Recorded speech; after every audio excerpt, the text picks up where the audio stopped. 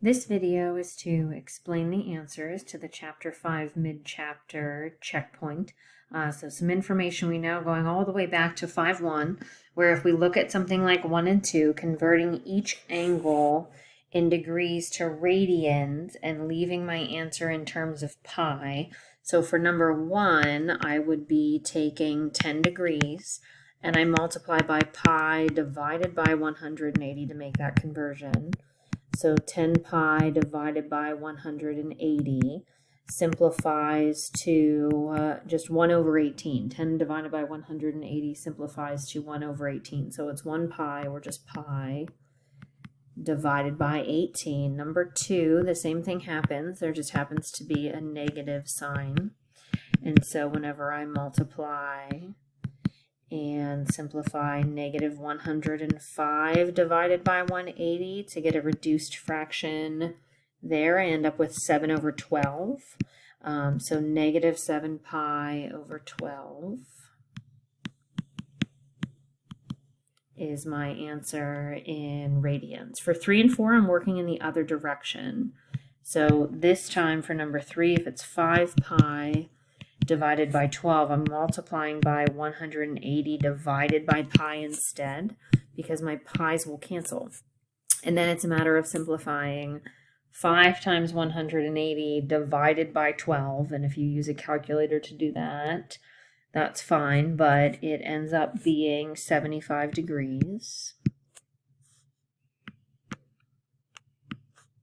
And so again with number 4, it's a negative 13 pi divided by 20, and I want to multiply my 180 divided by pi so that my pi's always cancel. And again, however you simplify, this one's a little easier to look at. 180 and 20, I can divide those two and I get 9, so negative 13 times 9, or again, negative 13 times 180 divided by 20. If you have a calculator, it makes that a lot easier. But we end up with negative 117 degrees. So those conversions back and forth between degrees and radians are important. For 5 through 7, for part A, find a positive angle that's coterminal with our given angle. So 11 pi divided by 3. To subtract off a full circle, I have to subtract off 2 pi. But because I'm dividing by 3, I have to have a common denominator here. So instead of 2 pi, I actually need 6 pi over 3, which leaves me with 5 pi divided by 3.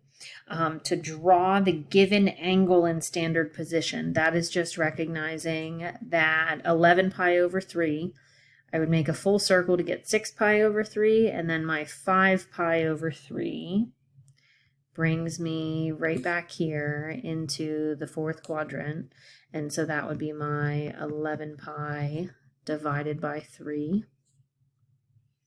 Not the best side there.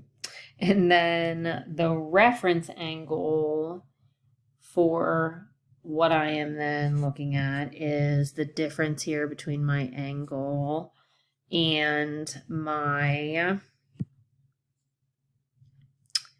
horizontal axis, which leaves me with just a pi over 3. And in this case, if I think of it in terms of 5 pi over 3, it's the same thing as 300 degrees. And so how far away am I?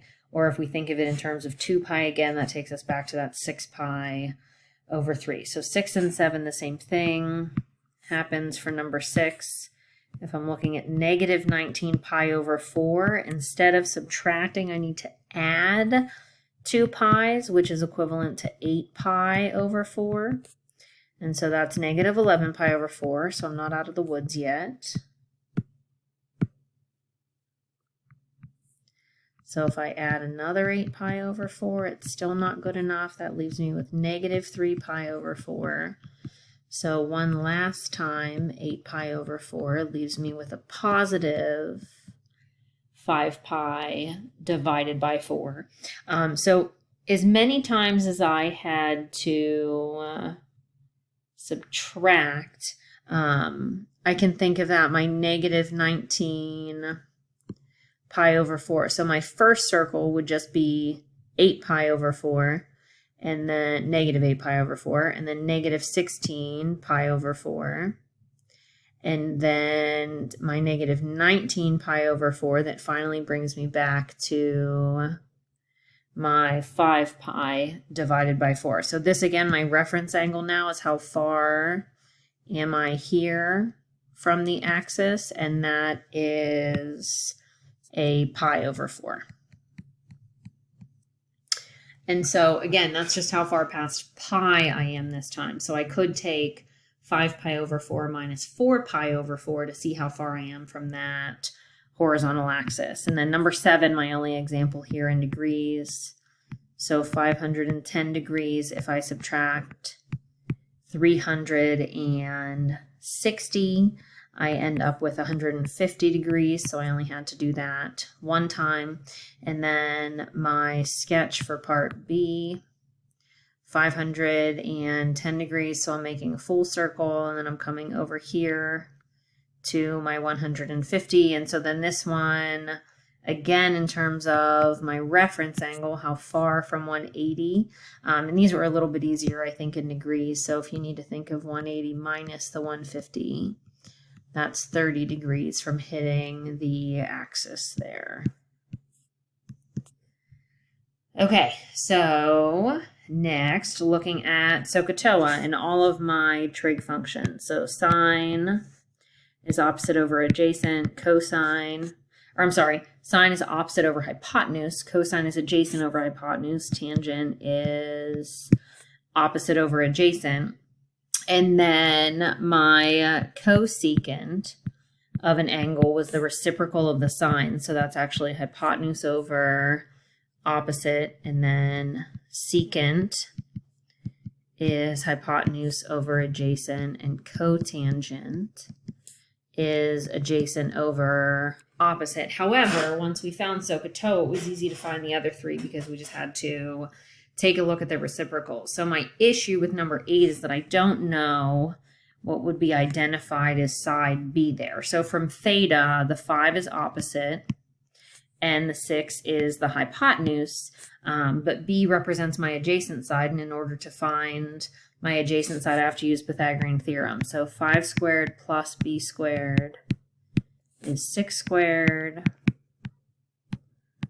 So when I square those and subtract 25 from both sides, B squared is 11, and B would be the square root of 11. So the sine of theta is opposite over adjacent, so that was my given. That was my 5 over 6. I could have done that first. My cosine is the square root of 11 over 6, and my tangent is opposite over adjacent, so it's 5 divided by the square root of 11, which I would rationalize by multiplying by the square root of 11 over itself. So 5 square roots of 11 over 11. The cosecant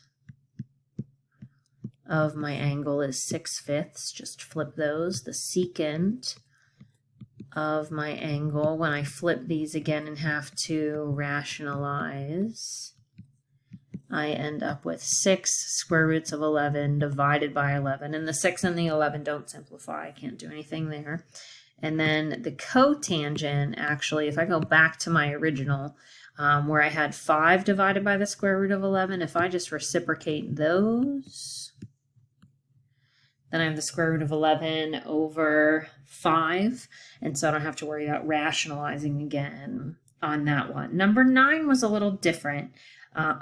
Use this point to determine the 6 trig function. So if I have right 3 and down 2, then I have this side is 3, this side is 2, and I don't know what my hypotenuse is this time.